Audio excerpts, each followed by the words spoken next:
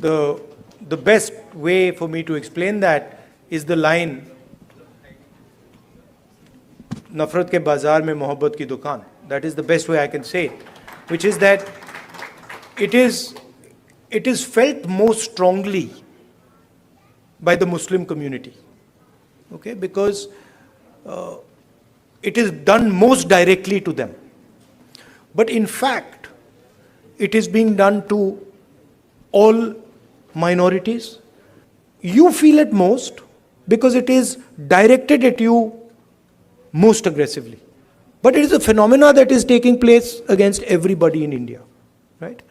And you cannot cut hatred with hatred. It's impossible, right? You know that. You can only cut hatred with love and affection. Also, I'd like to point out another thing. This happens periodically in India. What is happening, for example, to the Muslim community in India today happened to the Dalit community in the 80s.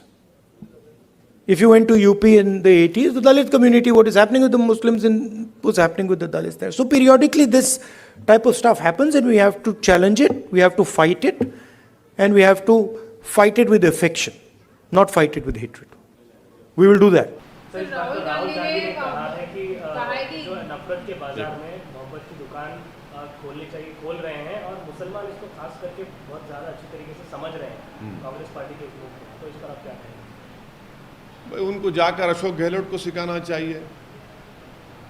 जब जुनैद नसीर की हत्या हो गई तो उन 15 दिन लगे उनके कांग्रेस के मुख्यमंत्री को पीड़ित परिवार से जाकर मिलने के लिए, और उनको एक्सग्रेशिया मिलता है 15 लाख, दूसरों को मिलता है 50 लाख.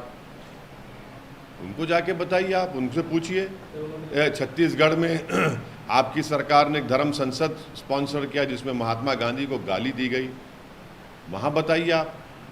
यूएपीए का कानून आपने अमित शाह के साथ मिलकर जुलाई 2019 में आपने बनवाया, सपोर्ट किया कांग्रेस ने और बीजेपी ने, जिसकी वजह से आज सबसे ज़्यादा जेलों में कौन है? मुसलमान, दलित और जो गवर्नमेंट के डिसेंटर्स हैं, उस यूएपीए के कानून में है.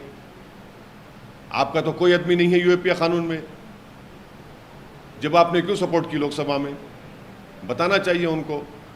बाबरी मस्जिद का जजमेंट आया, आप लोग वेलकम करते उसको.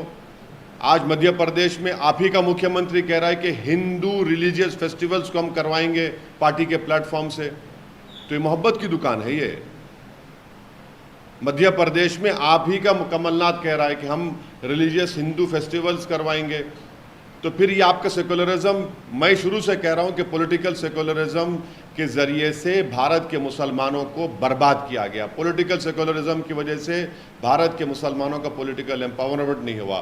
पॉलिटिकल सेकुलरिज्म को इस्तेमाल करते हुए मुसलमानों का रिप्रेजेंटेशन असेंबली पार्लियामेंट में ख़त्म करके रख दिया गया. मैं पॉलिटिकल सेकुलरिज्म के ख़िलाफ़ था और रहूँगा. जो संविधान में जो सेकुलरिज्म की बात है उसका मैं कायल हूँ. अब आप बोलेंगे ना सेकुलरिज्म बाद में डाला गया, तो भाई liberty, equality, fraternity, justice, right to equality क्या है? ये भी तो सेकुलरिज्म का एक बहुत बड़ा हिस्सा है. तो इन मुद्दों पर उनको बात करनी चाहिए. कि कब तक ज़बानी खर्च करते रहेंगे आप?